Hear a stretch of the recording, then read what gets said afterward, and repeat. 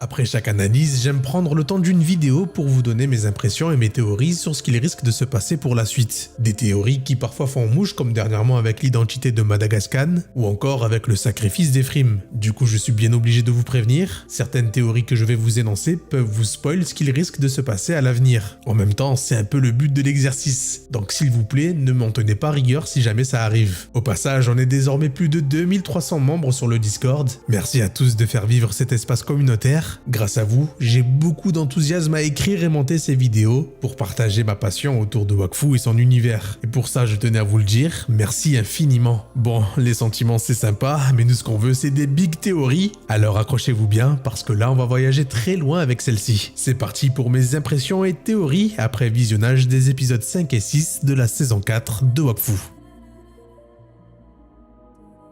Bon, je préfère commencer avec le négatif, comme ça c'est dit et on ne revient plus dessus, d'autant que ce sont des choses que je comprends et ça reste très mineur comparé aux points positifs que je tire de ces deux épisodes. Tout d'abord, ce plan de Hugo devient un véritable running gag. Il est certes stylé et cool, mais il est sans arrêt réutilisé, ce qui commence petit à petit à me faire grincer des dents, surtout quand je vois Hugo dans les airs car je m'attends fortement à retrouver cette animation. On le sait, la réutilisation des scènes est importante pour bien gérer le budget alloué à l'animation, alors pour cette fois-ci je passe l'éponge dessus, mais j'espère qu'on ne le reverra plus trop à l'avenir quand même. En parlant de l'animation d'ailleurs, je trouve que les plans, les décors, l'atmosphère que les couleurs et l'ambiance font rejaillir sont très bons. Les enjeux se font bien ressentir et on sent le poids de la menace des Necroms. Côté combat, il y a des moments vraiment excellents, mais mon moment préféré restera celui de Killby à la fin de l'épisode 6, un véritable régal qui me font de plus en plus aimer ce nouveau Killby, un Killby qui semble bien plus coopératif que je ne l'aurais imaginé en début de saison. Un autre moment me fait un peu grincer des dents, c'est le fait que Chibi et Grugal d'une part n'ont pas grandi, alors que normalement Chibi et Grugal ont l'âge de Hugo lorsqu'on les découvre dans la saison 1, surtout Grugal aura Gran qui devrait avoir une apparence un peu similaire à celle d'Adamai qui me semble bien plus âgée que celle de Grugal dans cette saison 4. Passons ce détail qui n'est pas forcément important, il y a autre chose qui me chagrine, c'est le fait que Hugo n'ait pas pensé à prendre ses frères pour réunir encore davantage la famille et présenter Chibi et Grugal à leur véritable mère. Juste l'instant d'un petit dialogue avec les yeux de Chibi qui brillent avant qu'il n'ait le cœur brisé de laisser son père adoptif seul et décide de finalement retourner avec Alibert à MLK. Juste ça, ça m'aurait suffi. Ça aurait donné davantage d'indices sur le jeune homme qui est devenu Chibi et ça m'aurait totalement suffi en plus de me réchauffer le cœur. Pareil pour Glip et Balthazar qui devraient être avec les enfants dans la nébuleuse de la grande déesse. C'est dommage de ne pas avoir fait un simple plan sur eux endormis. Bon voilà, après c'était les seuls deux petits trucs qui tournaient dans ma tête et j'aurais été malhonnête de pas en parler, bien que je comprends que d'une part il faut faire des choix dans le budget qu'on met sur l'animation et que d'autre part il y a déjà beaucoup de personnages développés dans cette saison. Ceci étant dit, tout le reste commence à sérieusement me hype comme rarement j'ai été hype devant Wakfu. Les enjeux n'ont jamais été aussi bien amenés, les Necroms sont intuables et même Adamai Sidofus n'y fait rien. Il se fait enfermer dans une sorte de prison de stasis par excès de confiance, une prison capable d'enfermer et drainer le Wakfu d'être encore plus fort qu'un utilisateur des Sidofus d'après les dires des Necroms. De ces paroles vont naître ma théorie, mais avant ça j'aimerais revenir sur Tristepin. Madagascar, qui est le père d'Evangeline, est venu voir les Persodal, finalement non pas pour rachat, mais pour Tristepin, pour l'écarter de sa femme et ses enfants, car d'après lui, sa nature met et mettra à l'avenir sa famille en danger. Madagascar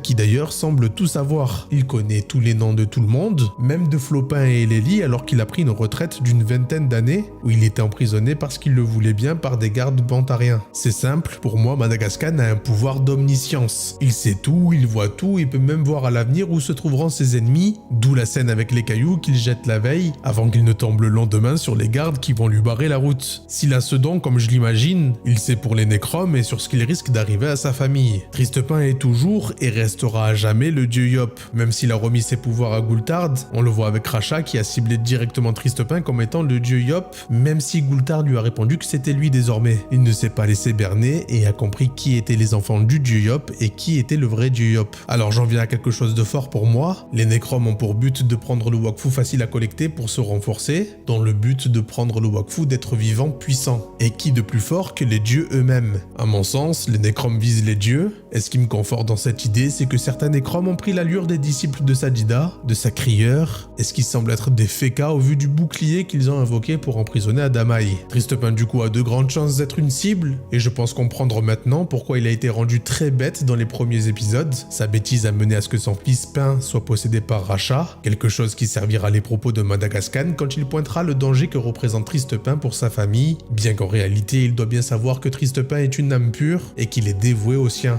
Dans le fond, il ne mérite pas ça, Pipoun, mais son passé semble inéluctablement le mettre lui et ses proches en danger. Des nécromes qui, des dires de la déesse Héliatrope, ne peuvent plus revenir au cycle de la vie une fois néchromisés. Fini les réincarnations et les résurrections. D'ailleurs, il semble aussi être insensible à tout. Même Adamaï avec les Sidofus n'arrive pas à en venir à bout, les Héliatropes n'y arrivent pas non plus amputés d'une grande partie de leur force, en s'efforçant de ne pas utiliser leur Wakfu, et de toute manière, les nécromes sont bien trop nombreux pour qu'ils puissent faire quelque chose à eux seuls. À mon sens, ils sont obligés de refaire une réunion avec les dirigeants pour s'organiser et trouver des solutions à l'échelle mondiale pour pouvoir vaincre les nécromes. À l'époque, je pensais sincèrement que cette discussion aurait eu lieu avec la grande déesse, mais l'histoire étant ce qu'elle est, la déesse est complètement sous le coup de son traumatisme, au point de vouloir s'enfuir, ce qui la décrédibilise totalement. Pour tenir de nouveau ce dialogue, j'imagine que cette fois-ci ce sera Hugo qui mènera les négociations, bien mieux placé que la grande déesse pour parler et convaincre les Douziens, vu qu'il a toujours été lui-même un Douzien, préoccupé par le sort de cette planète. Une solution qui pourrait venir des Persodal d'ailleurs, vu que le Wakfu ne peut pas être utilisé, l'énergie des démons tels que Racha pourrait eux fonctionner sur les nécromes, ou bien encore celui de Rubilax et Tristepin. Bien entendu, la stasis dont l'Empire Suffoquien a la maîtrise militaire pourrait donner une arme forte aux Douziens pour pouvoir repousser les nécromes. Bon, ceci étant dit, j'en viens à ma big théorie. Comme on le sait désormais, Nora et Ephraim sont venus au secours de la grande déesse dans le Nécromonde. Une mission qui s'est soldée par le sacrifice d'Ephraim pour que Nora et la grande déesse puissent s'enfuir. Ces dires-là rendent le tome 4 de Wakfu plus canon, car le manga lui raconte que Nora supplie la grande déesse d'intervenir pour les sauver des mécasmes. Une supplique qui fait sortir leur mère du Nécromonde d'elle-même pour éradiquer toute trace de vie sur le monde.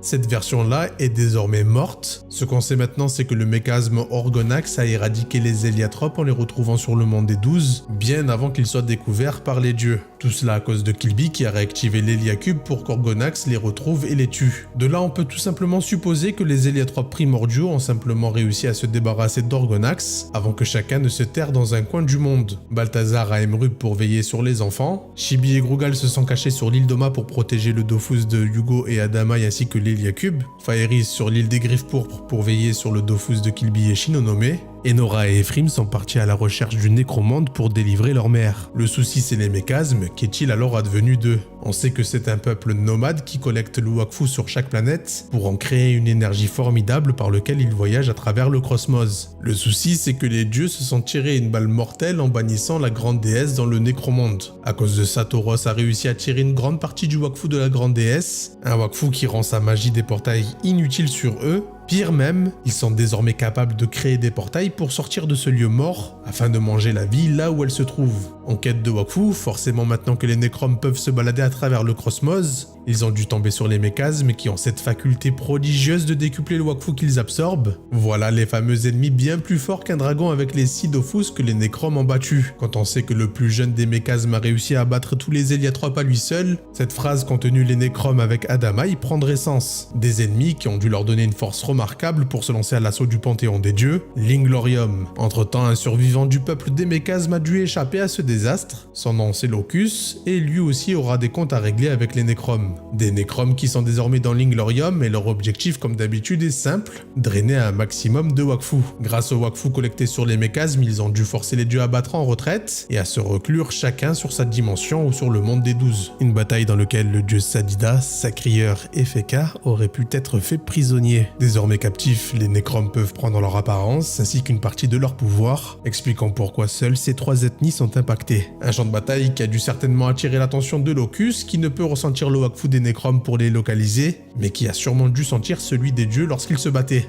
Bien plus tard, une fois arrivé sur l'Inglorium, il s'établit devant la seule structure qui semble intacte, le temple Héliatrope qui désormais abrite la déesse Héliatrope, délivrée des mains de Tauros grâce à Ephraim. Locus stationne alors devant, dans l'espoir que les Necroms reviennent s'en prendre à la grande déesse pour son Wakfu, attendant sagement là que la moindre menace pointe le bout de son nez pour pouvoir se venger. Entre-temps, Yugo et sa bande vont forcément entrer dans le Necromonde par les portails qu'Adamaï a découverts. Ils feront alors la connaissance de Tauros Mordal et je ne vois aucun monde où ils arrivent à en venir à bout. Je soupçonne ce leak d'être une scène où l'on voit Tauros prendre le Wakfu de Yugo, avec ce fameux dialogue qui nous a été dévoilé par Tot. Tu dois savoir Yugo, tu dois savoir que je ne prends aucun plaisir à tout cela. Une scène forte qui me donne l'impression que Yugo va être capturé par Tauros pour vivre à son tour ce que sa mère a vécu. Des tortures au-delà de l'imaginable. Des tortures qui vont réveiller le côté sombre de Yugo, tout comme son frère Chibi lorsqu'il a subi les tortures mentales d'Aton dans l'OAV d'Oropo, au point de changer la nature même de son énergie et déferler uniquement de la destruction, uniquement de la stasis. Quelque chose qui pourrait fonctionner d'ailleurs contre les Necroms, et il y a de grandes chances que son sabre de stasis naisse de tout ça. Nora ayant déjà perdu un frère en le laissant se sacrifier face à Tauros, va certainement culpabiliser et faire l'impossible pour sauver son frère, pour sauver son roi. Un sacrifice de rédemption pour elle car je la soupçonne d'être de mèche avec son frère Ephraim en facilitant le trajet des Necroms grâce à ses portails. Yugo alors de retour sur le temple Héliatrope devra forcément trouver de quoi réussir à vaincre Tauros. Il trouvera alors Locus qui va probablement donner son cœur à Yugo à la toute fin pour qu'il puisse venger les Méchasmes à sa place en venant à bout du terrible Tauros Mordal.